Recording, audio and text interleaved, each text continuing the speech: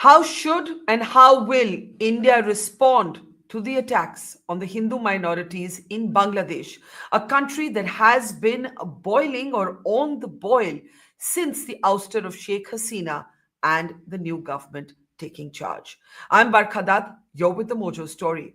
Our focus today is on the situation in Bangladesh, where for the last few days the headlines have been dominated by the attacks on Hindu minorities and the arrest of one ISKCON priest, followed, according to reports, by two others. Several Hindu groups have taken to the streets, and there have also been shocking images emerging from the country of the desecration of the Indian flag, viral videos that seem to show students in universities in Bangladesh stomping on the flag. Sheikh Hasina continues to seek refuge in India, and with the change of government in the United States of America, it remains to be seen how the new Trump administration will react to what's happening in Bangladesh. In the meantime, the Modi government has been urged by leaders like Mamata Banerjee to push for UN peacekeeping forces on the streets in Bangladesh. How will and how should the government respond? What should be India's response at a time when India, of course, has spoken up for the safeguarding of interests of religious minorities, in particular the Hindu community? The Prime Minister has commented on it himself personally, but not crossed the red line, which could be seen to be interfering in the internal affairs of another country. Let me introduce our very distinguished panel today. Joining us first up is Dr. Mobashir Hassan. Dr. Hassan is at the University of Oslo in Norway, and he is, of course, Bangladeshi, and we look forward to his perspective on the program. Welcome to the program, sir. Also joining me is veteran diplomat, Ambassador Dilip Sinha. Welcome, sir. Always a pleasure. And also joining me is Ambassador Veena Sikri, one of our foremost diplomats. Always a pleasure, ma'am. It's good to have all of you with us. Ambassador Sikri, if I may start actually with you. What is that line? And countries have to be careful. Diplomats like yourself have spent a long time actually walking that tightrope. What is that line where a country like ours speaks up for the rights of religious minorities, but doesn't go so far as it to be considered interfering with the internal matters of another country? Because once you do that, any country can turn around and attempt to do the same with you. What do you make of the situation in Bangladesh, and how should we be responding? And are we responding in the way that we ought to be responding? Well, let's be very clear. Right from day one, from the day 5th of August 2024, that Prime Minister Sheikh Hasina left Bangladesh and came to India, the attacks have been on the minorities. And the attacks were of such severity and such intensity that our Prime Minister spoke about it even in the message that he sent to Muhammad Yunus 4 days later. On the 8th of August, Professor Muhammad Yunus was sworn in as the chief advisor. But in that introductory message, when our Prime Minister said, we are ready to talk to you, to carry on relations with Bangladesh, he also said, please look after the interests of minorities. And at that time, Professor Muhammad Yunus had telephoned our Prime Minister and assured him that, yes, he would look after the question of the issues of minorities, and he attached a lot of importance to communal harmony in Bangladesh. But the situation has not improved at all. Rather, it has completely worsened for two reasons. A, the attacks have intensified, and they are, the Bangladesh Hindu, Buddhist, Christian, Oikut Jot, and other groups have talked about 2,000 attacks within the first 3 weeks. People have lost their lives, they've lost their properties, they've been rapes and killings. And after that, the attacks on economic livelihoods, forcing professors in university, Hindu professors to resign, forcing Hindu teachers to give up their jobs, taking over properties, and the attack on the media. There's been an enormous attack on the media of all shades of opinion. And hundreds of journalists are now in jail accused of murder. Hundreds others have lost their press accreditation. There's a complete anarchy in Bangladesh, and there's a mobocracy. And I think the influence or the situation on the minorities hasn't improved at all. But I think that one aspect we have to take a very important note of this time, that the minorities themselves, the younger generation, has decided to take a stand. They are not going to go meekly while they are being told every time, leave the country, go. Even the Buddhist minorities attacked in Khagrachari in September were told, even by the army people who were there, leave the country. But the minorities have decided to stay. They said, we are citizens of this country. We want our rights. We want to stay. And we insist that our rights be met. So they have prepared an 8-point demand. for the interim government. And this includes very simple issues like a law to protect minorities, a ministry to protect for the minorities, that those who are attacked, they should be caught, they should be tried, justice should be given, and so on. And it is this 8-point demand that is being talked about by Chinmoy Krishna Brahmachari when he was in Chittagong, and then earlier in Rangpur, and so on. But and even permission for meetings were not given. The meetings were held 5 kilometers outside Rangpur. They were attacked. But instead of catching the attackers, Chinmoy Krishnadas was arrested and taken to court in Chittagong. And outside there, just showing the visuals, when his supporters came to meet him and greet him, there were attacks on the supporters by the police, and a lawyer has died. But the government, led by Chief Advisor Muhammad Yunus, is in complete denial.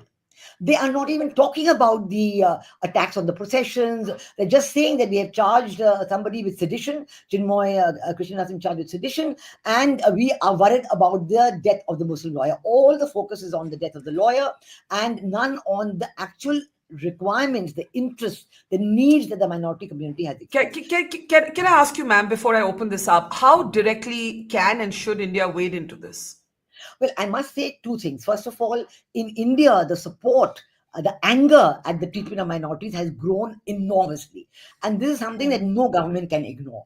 I mean, now in Tripura and in West Bengal, we are seeing doctors who are refusing to treat Bangladeshis, saying, no, why are you attacking our Hindus? They're not going to treat you.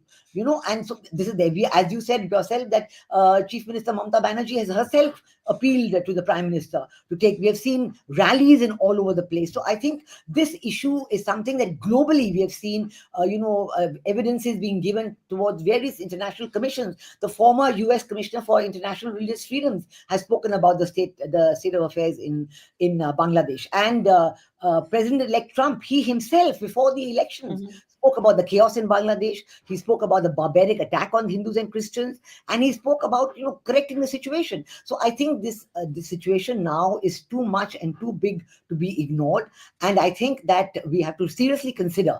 Suvendu Adhikari, the head of the BJP in West Bengal, he spoke in the assembly and said, "I'm going to go to Benapole, Petrapole, and stop." So there are many aspects that the government can consider, and I'm sure the government in its own way is considering. In the meanwhile, humanitarian aid is going. It's not that we are, because the situation in Bangladesh is very bad.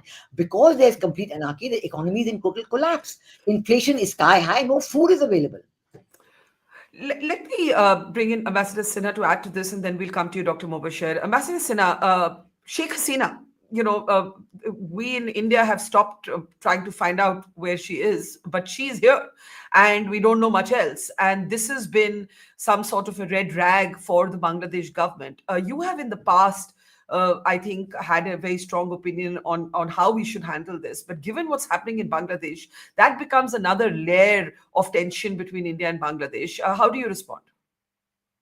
The fact that we have given shelter to Sheikh Hasina is a red rag to the Bangladeshi government because, as you know, Muhammad Yunus has a very intense dislike for Sheikh Hasina.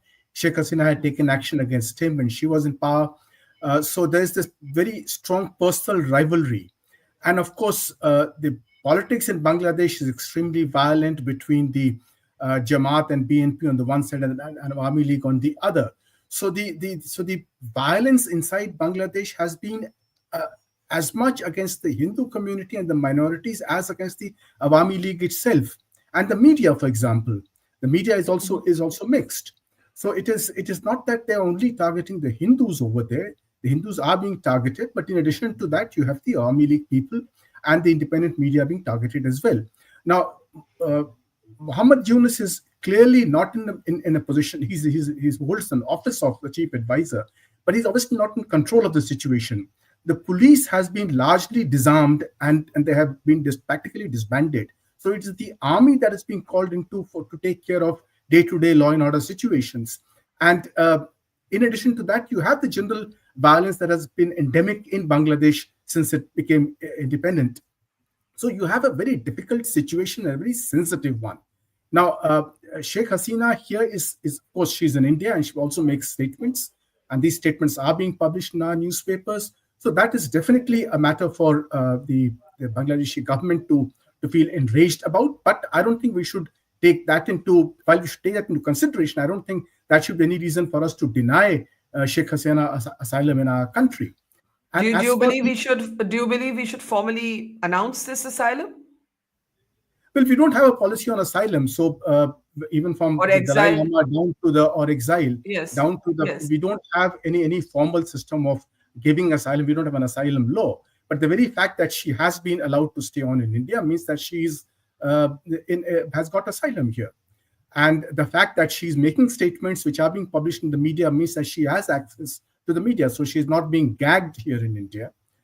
So we just have to accept that her presence in India will be one of the major irritants in our relations with Bangladesh. That we have to deal with that, just as we have to deal with a number of other issues that have been there in our relations with Bangladesh in the past and will continue to be in the future as well. Let's bring in a Bangladeshi perspective. Again, there's no one singular Indian perspective and there's no one singular Bangladeshi perspective. No country is a monolith. Acknowledging that, Dr. Mubashir, how do you look at what's happening in Bangladesh? I have a lot of Bangladeshi friends who've expressed concern about the rights of minorities, who have expressed concerns about Islamists, taking place of what was criticized for being a dictatorial government, but certainly not an Islamist government. I'm talking about the Hasina government. How do you see what's happening, in particular, with respect to the rights of Hindus? And also, Dr. Mubashir, if I can play out the images now, we're seeing shocking images of the Indian flag being desecrated in universities across Bangladesh. These images are disturbing to Indians, but again, essential to show because this is it is emblematic also of the tension between India and Bangladesh. These images would have been unimaginable at one point. Dr. Mubashir, please go ahead.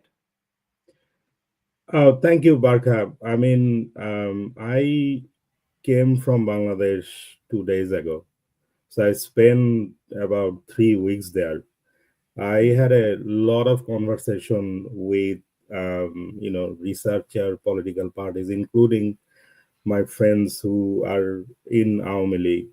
I do understand that there is some challenges for the rights of minorities, and for the viewers, one of my specialties is on religious politics in Bangladesh, and these challenges of rights of minorities has always been there since the 1971 when Bangladesh got independent. So it is, and whenever we see a change in government, there is this, especially when Awami League loses its hold from power, as ambassador, one of the ambassadors said that there tends to be a mix between the attack on Awami League and attack of Hindu who could be an Awami League supporters. So there is this, we need to be, at least in my view, we need to disentangle the political violence from religious motivated violence. You're saying since many of the Hindu groups are supporters of the Awami League, there is a coincidence between the attacks on Awami League supporters and Hindu groups. And I also want to say that I don't support any sort of violence, but this is, as one ambassador said, political violence has been part of the political culture in Bangladesh, unfortunately. Secondly, I want to underpin that the photo you have shown is really a disappointing photo, but at the same time, one needs to understand the mindset of it. And Um, You mean the flags, our flag being desecrated? why Is that why what you Indian flags, right? I mean, why is Yeah. it? It's because to many young Bangladeshi, it supported a brutal authoritarian regime, which institutionalized extrajudicial killings and enforced disappearances, and institutionalized illegal secret prison across Bangladesh. So people got disappeared and their relatives didn't know where they were held. I have been to one of the events in Dhaka recently where young children brought out the photos of their fathers holding, where are my fathers? They're looking for 15 years, and that is Sheikh So, so, Hasina's so you're so you're saying India as a state is seen to young be too. To young young, Bangladeshis, just trying yes. to understand it here. You're saying that young Bangladeshis see India as on the side of Sheikh Hasina. Yes, and I think there, diplomacy could move on, move forward, and it would be useful to engage with young Bangladeshis for the Indian government, because as far as I understand, I do not see Army League is returning into power with popular support in next decade. Okay, let's take this point. Two important points you've made. One, that India is seen to be a country that's taken a side in this fight. And how does that happen if, according to Dr. Mubashir, there's no returning of the Awami League for the foreseeable future? That's point one. And Ambassador Sikri, his second point was that political violence and religious violence is overlapping here. That is, in a sense, built into the politics, not a good thing, but it's built into the politics of Bangladesh. And it's not necessarily a targeting of Hindu groups. How do you see both of these comments, Ambassador Sikri? Well, first of all, I see it as a majorly as attempt to justify what is happening in Bangladesh. And I do not accept that, because if this were happening in any other country, were it India, were it Pakistan, were it anywhere else, there would be a lot of anger about it. And the human rights groups are creating that anger about it. I don't think political violence can be justified no matter what it is. And this conflation of Awami League and Hindus, this is again something, an excuse that the Jamaat-e-Islami is using. Because I may say that we have to clearly see who is running the show in Bangladesh. Professor Muhammad Yunus is not in control. That is very clear, and that is something that is accepted by everybody all across the world. The show is being run by the Jamaat-e-Islami, by the Islamist forces, by the Islamist religious fundamentalist forces, which have taken over the Jamaat-e-Islami and the Hizb ut-Tahrir. And they are also in the interim government. You had the head of the Hifazat-e-Islam, who is in the interim government. You've had Mahfuz Alam, who used to be the special assistant to chief advisor. He's now in the interim government as an advisor. The interim government is not supposed to have religious parties. So actually, the effort to bring in religion as a major force in Bangladesh, I have not seen it happen any time before. Even when I was High Commissioner there, and Begum Khalda Zia was the Prime Minister, and of course we were in touch with everybody at that time. And the Jamaat-e-Islami was a partner, an alliance partner with the BNP. We never saw things like this. This is a repeat of 1971. This is a repeat of 1971, where for 9 months you had, from March to December, you had the attacks on the minorities, on the intellectuals, on the Hindus, and it continued non-stop. And then, of course, you had the victory of the liberation forces in December. This is a complete repeat of that, and it is being called. That's a big statement. I mean, and let me repeat say, everyone. Barkha, I am making that statement because people like the Pakistan ambassador in Bangladesh have made such statements. Ghulam Azam's son, Ghulam Azam was the Amir of Jamaat-e-Islami in 1971 when the war took place. Yeah. His son, a brigadier general in the army, I think he's now no longer in the army, but he has made such statements in the last 6 to 8 weeks. He has said, no, the entire reason of 1971 is different. They are calling for a change. And when that did not get the response from the people that they hoped for, in fact, when they called for a change of the constitution, called for the change of the flag, we had groups of Bangladeshi citizens of all religions coming together, getting together and singing the national anthem, not only in Dhaka, but all across the world. And then quickly there was a response saying, no, we don't want to change the national flag. So I think that there are, contrary to what our colleague from Norway is saying, there are more and more people in Bangladesh, I'm not talking about the Hindu community here, who are saying, "Aage bhalo chilo, it was better earlier." Because the situation is so dire. There is no law and order. The police is not coming back at the moment because they've been killed in large numbers. You're talking about the attack on the people. They attacked on the police who have died in equally large numbers. So Sorry. No, just complete your point. No, complete your point. Complete your point. So the army has been given magistracy powers and police powers, but that's not helping the situation at all because they're not able to bring the law under control. And Professor Muhammad Yunus has spoken about it, that the law and order is not where we want it to be. He has said so in interviews to many international organizations, including the Al Jazeera. So I'm not saying something that I'm making up. I'm saying something that Professor Muhammad Yunus has himself recognized. And the idea of conflating the Awami League and the Hindus, that's something that's worn out now. I mean, the Awami League. Let me bring up Mubashir to respond to that before I come to Ambassador Sinha. Do you concede, Dr. Mubashir, that Professor Yunus is not in control and that the street today lacks a centralized authority, and that is the problem. And that authority does not belong to Professor Yunus, who in any case was meant to be there as a transitory figure. Look, I have seen that he is in control.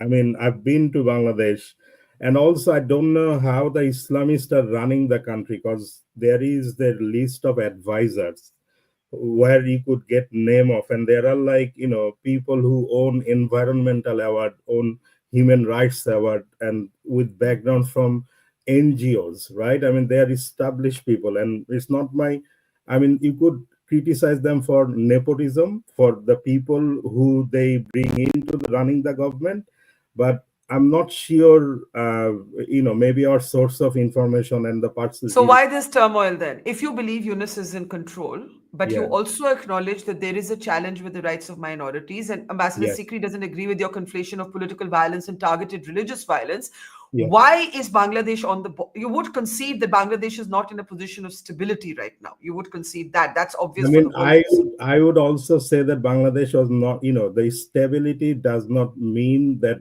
severe repression of human rights that Sheikh Hasina did. So, number one, there is no political authority at the moment that is mandated by the people. So we do not have a Ambassador government. Sikri has an interjection, and then Ambassador Sinha. Sorry, Mobashir, I don't mean to cut you short, but I just saw her raising her hand. Ambassador Sikri, and then Ambassador Sinha. In addition to the reports that are coming out of Dhaka, I think many, even the Daily Star, which actually the editor of the Daily Star is a good friend of Muhammad Yunus, but even he's written that why are we doing the same things that are being done before by that we are accusing Sheikh Hasina of having done. So the same things are happening again and again and again, and the American analysts, they are talking about it. I told you about the US former Commissioner of International Religious Freedom. He has spoken about what's happening in Bangladesh, how there is nobody in control, there's nobody to take decisions. There is no explanation that you're giving that if you're saying that the interim government has NGO leaders, what are the decisions they're taking? Have you seen any decision announced by them?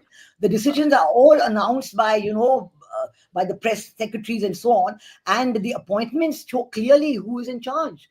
And in fact, Okay, let to me say just... that the Islamists are not in charge begs the situation that everybody in the world is accepting that is so. And anybody who, it's not something that I'm saying just by myself. It's not something that, everybody's getting feedback. I'm getting a Right. lot of feedback. But I'm not Let me saying just it on my own. Got it. Ambassador Sinha, here's the question that, for India is the tricky question. Dr. Mubashir said that young people, the images of the tricolor being desecrated are terrible, but that young Bangladeshis don't see India as a neutral party. They see India as a pro-Hasina state. Is that a problem for India? Or is that a position that we have taken and it's okay to take that position? It's not typical of our foreign policy to take a position like that about a country's internal politics.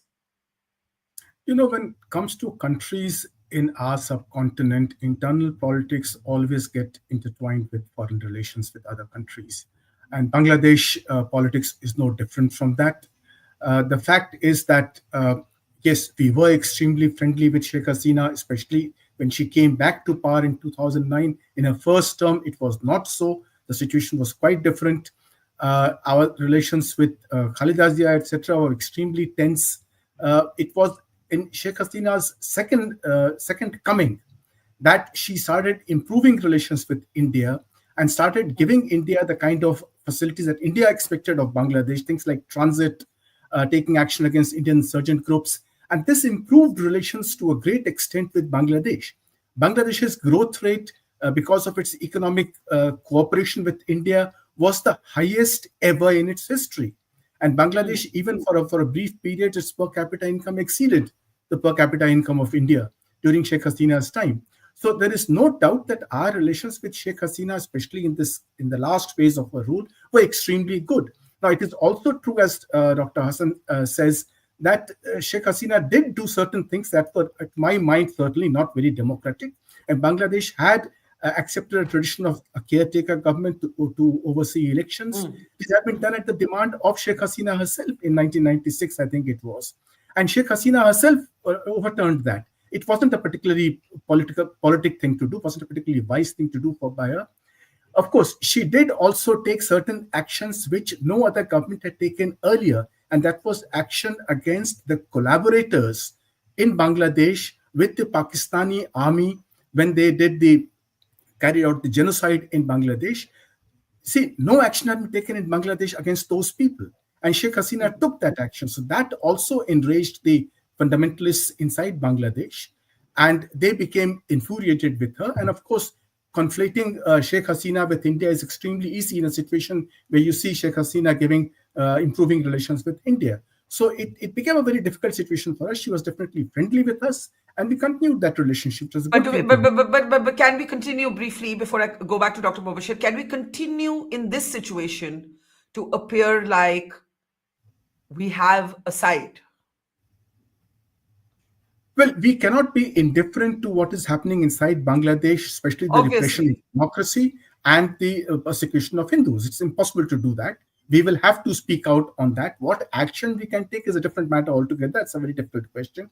But certainly we will speak out, and there will be demonstrations in India. There will be people speaking out in India, and that will impact relations. That is the challenge that we face in our relations with Bangladesh and perhaps some of other neighboring countries. So we have to Yeah. deal with that in our diplomacy. And just to be clear, obviously, when I say, how far we should go, of course, India will take a position on the repression of democracy and the persecution of Hindu groups and the Hindu community. But how do we address, or do we need to address, the fact that we're seen as pro-Hasina is something I'd like to address in our last comments. Dr. Mubashir Hassan, my question to you is actually about Pakistan. There was a sense that Sheikh Hasina had cracked down on the Islamists. She had cracked down on the Jamaat. She had, as both ambassadors have pointed out, she may not have appeared democratic, or she may have appeared autocratic to a section of the Bangladeshi people. But from an Indian perspective, or a large section of global perspective, she was seen to be somebody who had stabilized Bangladesh by not allowing religious extremism to rear its ugly head. Would you give her credit for that? Would you say that Bangladesh was able to forge a different path from, let's say, Pakistan? Because in large measure, religious extremism was contained, and there is a danger that that same religious extremism is today controlling the street. Barkha, I will not give a simple answer. I will Okay. say that what Sheikh Hasina did, Sheikh Hasina politicized counterterrorism. So what she did is she politicized it, and while she went after the terrorists, at the same time, we see the largest number of atheists, writers, bloggers are being killed during Sheikh Hasina time. We see the largest terrorist attack that took place during Sheikh Hasina time.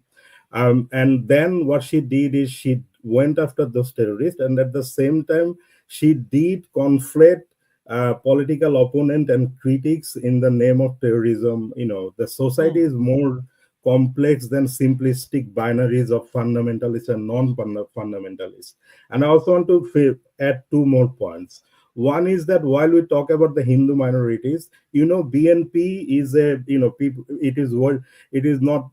doesn't have a good reputation in India, as I assume, but they announced their student wing committee in Dhaka University, and 9 of them, including the head of the committee, is Hindus. Just to point to note, while we are talking about repression of minorities, that took place. And also, secondly, there is an attack, as I understand, on in Assistant High Commission in Agartala in Bangladesh, while Bangladesh is also trying to calm down the situation. So I think it would be good for us to move forward to rebuild the relationship. It's a transitional period. It's a long relationship with Hasina that got disrupted, and we probably could move forward responsibly for a better relationship. I understand and acknowledge that it is better for the region to have a pragmatic relationship between India and Bangladesh. Thank you. Okay, let me give the last word there to Ambassador Sikri. What might that moving forward in these circumstances look like? I think Ambassador Sinha pointed out that India won't be silent in the face of what's happening. Given that Sheikh Hasina is in India, there will be the accusation that we took a side in this fight. We picked a side. I don't mean the issues. I mean between the two parties. How do we address that accusation, and how do we move forward, if at all? No, I think, first of all, I think we have to recognize the situation in Bangladesh. I think the state of internal affairs in Bangladesh is very important to recognize for what it is. And just by conflating Awami League and India and Sheikh Hasina, this is not the answer. Every answer has only come to this. Hindus attack on Hindus, oh, it's Sheikh Hasina, Awami League. Economy, Sheikh Hasina, Awami League. Adani giving power, Sheikh Hasina, Awami League. That's all. There is no other solution for anything. The government of Muhammad Yunus has not come up with one item for discussion with India. I would have expected by now that Professor Muhammad Yunus or the advisor for foreign affairs would have come to India, met his counterparts, talked about the situation, how do we come in. But I don't think they're interested in doing it because the Jamaat-e-Islami supporters are not letting them do it. The Pakistan High Commissioner, they're talking about some other kind of relationship. So it's a totally different aspect. They're trying to make India the fall guy. India had good relations with the Sheikh Hasina because, as Master Sinha also mentioned, it is because of security situation in the Northeast. I was there when Khalda Zia was Prime Minister, and I knew what kind of a terrible security situation we had with the Northeast insurgent groups and everything. And the first thing that Sheikh Hasina did on being re-elected, and even the army back caretaker government 2007-8 started the process, Sheikh Hasina continued it, that we do not, Bangladesh will not give support to any insurgent groups. In 15 years, we've actually forgotten about the insurgency in the Northeast. So much peace, so much quiet, so much development. And Bangladesh grew by 6 to 8% a year. Now they're calling the figures exaggerated. Okay, maybe 6% a year. I mean, they're just, everything is being blamed. So the people of Bangladesh benefited. The young people benefited.